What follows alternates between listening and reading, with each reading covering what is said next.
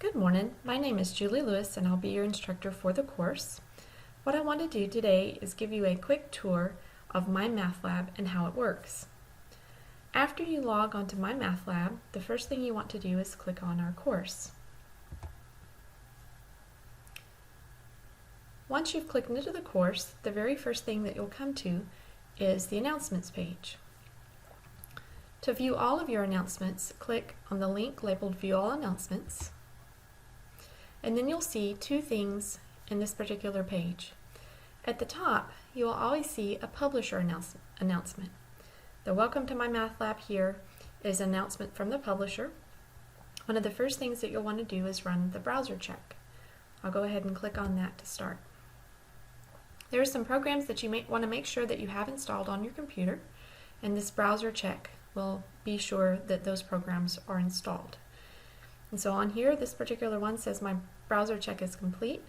It says I do have these two things below that I need, and then it says I do not need, or I don't have these two. This bottom one we don't need. If for some reason some things don't work as they should, you might want to go ahead and install the Adobe Reader, but we can check and see if everything works the way we think it needs to before we do that. The next thing you'll see is a welcome for me. Make sure to read through my welcome. I've said one of the important things is that when you guys register for MyMathLab, you need to make sure to use an email address that you actually check. A lot of us have our emails forwarded to our phones so that when we have an email that our phone will let us know that, hey, you've got an announcement waiting. So you need to make sure that you use an email address that you check quite frequently. If you don't, then come up here to the top where it has your name in the upper right hand corner. Go ahead and click that, and it's got my email address here, and I believe that's my username as well. If that's not correct, go to account. It will ask you to log in again.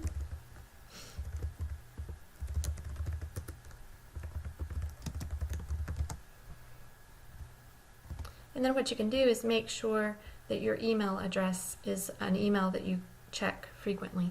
If it's not, then you can come over here and you can edit it, and then you can update it and make it be an account that you use. Alright, from there, what I'd like to do is going to show you some of the other tabs that are on the page. Over here on this side, you have quite a few tabs. I want to scroll down and I want to show you the course class information page. In the class information page, the first thing I've done is I've outlined how the course will work. So what you want to make sure to do is read through this outline that I've provided for you. It tells you, what to do to start, that you're going to have videos that you want to watch, and that you've got a lecture notebook that you're going to want to copy those videos into. It also explains how the homework and the quizzes work. The next thing down is your syllabus. Hopefully you will have already printed out this document from Blackboard, but if you have not, make sure to go ahead and do so and read through it. There's also a schedule. The schedule is also something you should have printed in Blackboard, but if you have not, go ahead and do that. I did want to explain, I've given you all a very detailed schedule. The very first page is just at a glance, that way you'll have an idea of what you're going to do each week, just kind of bare bones. And then the next couple of pages is a very detailed schedule. And so on there I have week 1, and I said when you initially log into MyMathLab, make sure you do these 3 things. And then I've put the due dates. Your homeworks are going to be due on Wednesdays and Fridays. And then you're going to have what we call a putting it together, which is preparation for your major quizzes. Those will be always due on a Saturday. If you make sure to complete those with an 80% or better, then it's worth an additional 4-point bonus on your actual major quiz. Your major quizzes are going to be due on Sundays. And so all of these assignments, we have detailed out the due dates and such. At the very last page here, we have at a glance just the major online quizzes that are due, and then also the on-campus exams that you need to take. There's a midterm exam and a final exam. And I've put on here when the last date to take those quizzes or exams is, and then also the time allowed, and then where you're going to be taking those particular quizzes or exams. Below that, I also have included some information concerning testing services.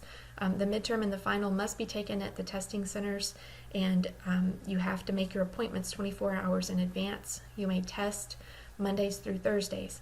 And so on here, I've put the information that you need to contact those testing centers to make those appointments. Also over here on the side, you have a tab specifically for the testing center. You'll want to make sure that you look at the testing center prohibited items and that you're aware of all their rules and regulations.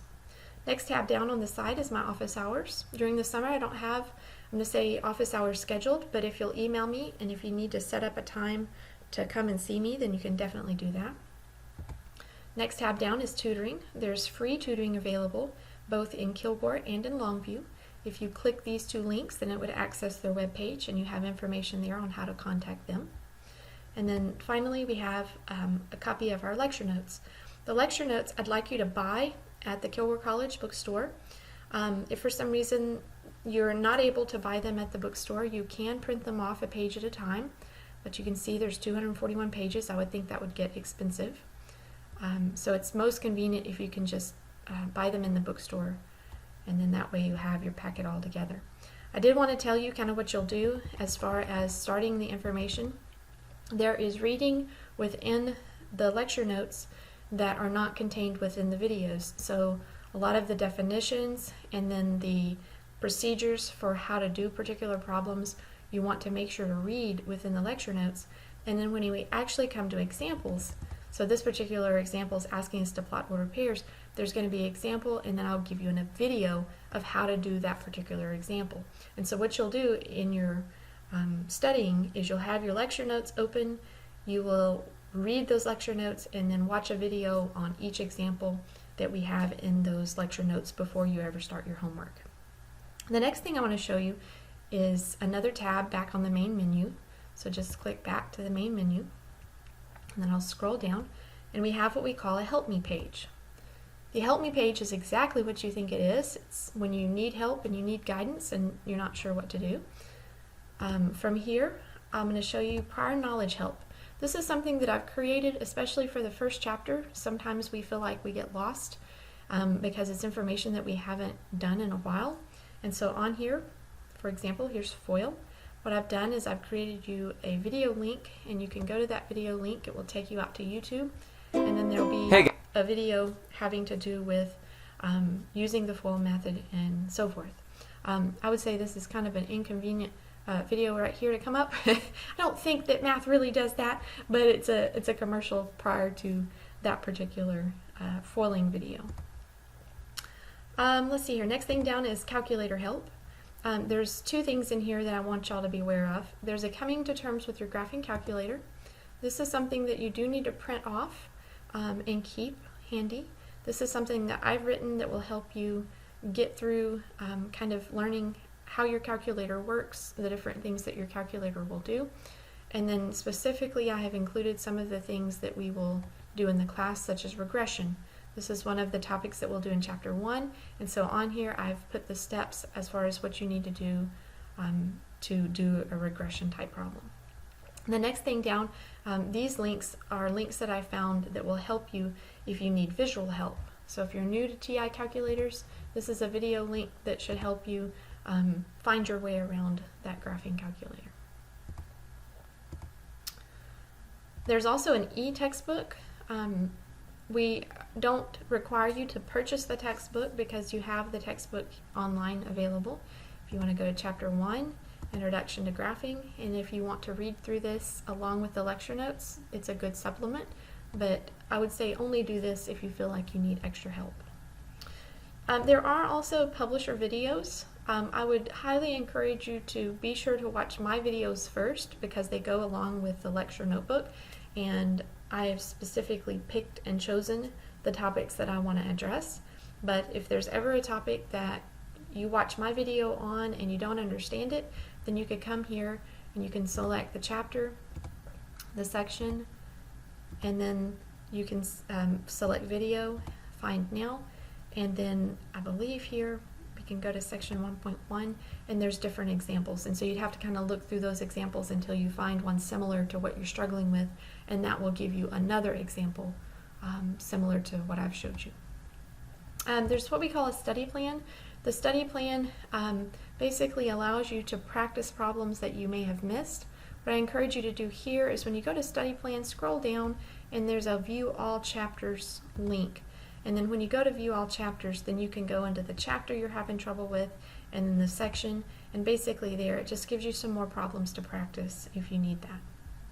There's also student support through Pearson. You can click that link to either have a chat with them or call them, and then there's also help on how to enter answers and so forth. Alright, what I like to do now, go back to the main menu, and then I'd just like to give you a brief overview of what you're going to do as far as starting out week 1. So go down to chapter 1, week 1, click that tab. I've posted the due dates for each week here above my instructions.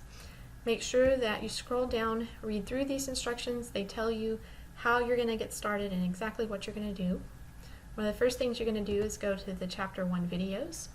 Now I have already accessed this assignment, so when we click into the very first assignment here, section 1.1 videos, you're going to see that I've watched all those videos already. You see the check marks out to the side, that indicates that the student has watched it. I'm going to go ahead and click on the first one again. And this corresponds to the very first example that's in your lecture notebook. And so as you come in your notebook to something that says example, then you're always going to know that there's going to be a video over that particular example. I highly encourage y'all to watch each video because I've indicated how I want things worked, if I'm picky about particular notation or showing steps, something along those lines. And so these videos are your tool and the power behind what you're going to learn. Once you've watched each of the videos for section 1.1, we're then going to go to the homework. So we're going to click chapter 1 homework, do the homework, and then we can access the section 1.1 homework. Because I'd already accessed the videos, I'm also now able to access the 1.1 homework. Notice that my 1.2 videos has a green flag out to the side. What that is a prerequisite, and it basically says, hey, I need to make sure to complete the homework from section 1.1 before I have access to the next section. So those flags always indicate a prerequisite. When I come over into the homework, we see the homework questions listed out. There's 24 questions. To do the first question, I just click on question 1. And then what I would do as far as this is concerned is I would use your lecture notes to help you answer these questions. I have another video and I'll go into detail about the homework, but I just wanted to show you where it was for right now and kind of give you an idea of what you're doing.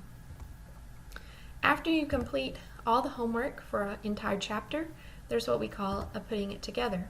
The putting it together is a quiz preparatory tool that will help you get ready to take your first major quiz. And I've given you instructions here on how to do that. If you scroll down, the chapter 1 putting it togethers are at the bottom, and we see right now that we have a prerequisite on that very first one, and it says, hey, you must do the section 1.6 homework before you can start this assignment.